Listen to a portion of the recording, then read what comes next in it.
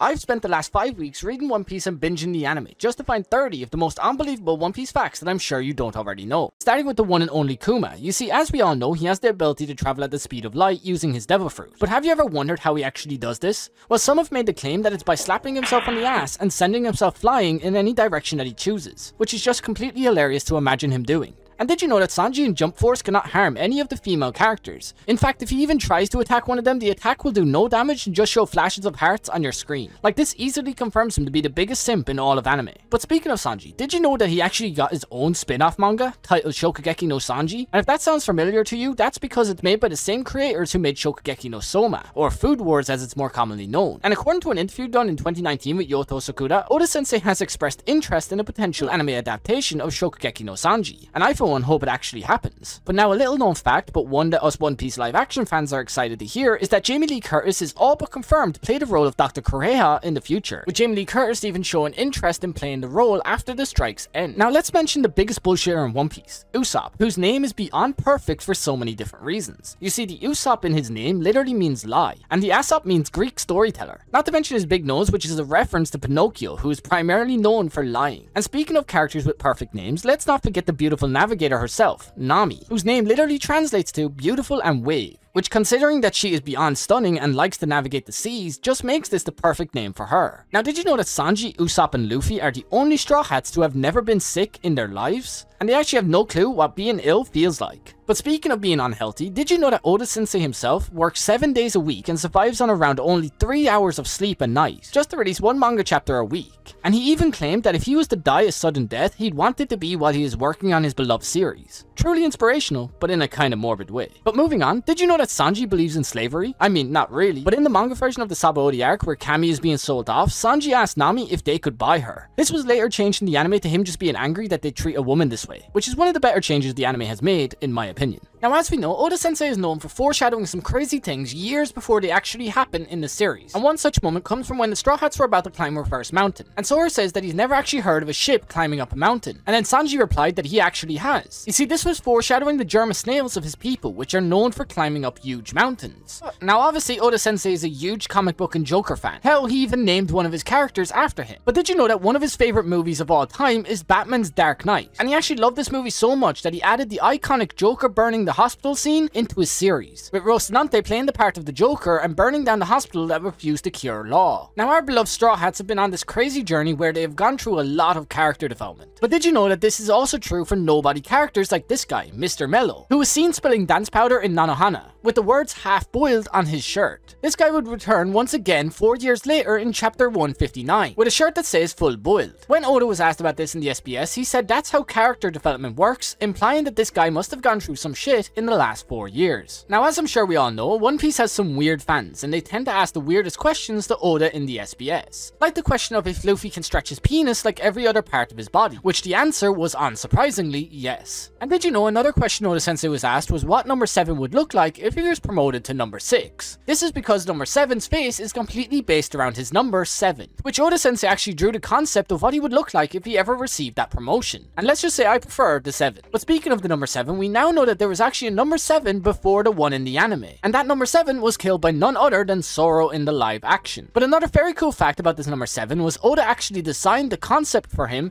just for the live action team to have something to go off of, which is incredibly cool in my opinion. And another interesting fact that I only just realized is that Sanji is the only Straw Hat with actual biological siblings. Luffy and Nami do not have siblings that are related to them by blood, which is most likely why they actually get along with them. Now, did you know that Sanji was originally going to be a gun user and was actually drawn with a gun by Oda in the One Piece concept art? But that's not all, as Sanji even pulled out a gun on Robin in chapter 114, only to never pull it out again in the entire series. And did you know that Oda-sensei originally only planned to have 5 devil fruits with the ability to fly, and even had Pell say this himself in the anime. Claim I bet he would like to take back given the number of flying abilities currently in the series, such as Logias, dragons, Cypherpole agents, the list really does go on. Now, as we all know, 4Kids switched out Sanji's cigarettes for lollipops, but did you know that Oda-sensei also did this himself in chapter 831? And I'm sure I'm not the only one that hopes he doesn't do it again. Moving on, as we know, One Piece is one of the most well-known and beloved series in the world, and this most definitely includes America, where one of the luxury companies named DuPont made 55 identical lighters to Sanji's that sold for $2,000 each. But what's even crazier is that this lighter actually completely sold out in record time. Like, maybe it's just me, but that's a crazy amount of money to spend on a lighter. But speaking of the One Piece fans from around the world, we just have to mention this display that fans put on during the PSG versus Bayern Munich game in France. This image was huge and even had Luffy's arm stretching out across the stadium. They also had a beautiful image of the Going Merry on display also. Like, being a One Piece fan in the stadium that day must have felt amazing. Not being one must have been confusing as fuck. But one fact that doesn't seem real but actually is that hockey in One Piece is actually invisible. That's right, Oda Sensei has said this countless times. You see, the insane color change was just added for us fans, so that we could actually tell when hockey is being used in a fight. And I personally think this is one of the best changes that Oda Sensei has ever made, because it makes the fights like Gear 5 Luffy versus Kaido so much cooler to look at.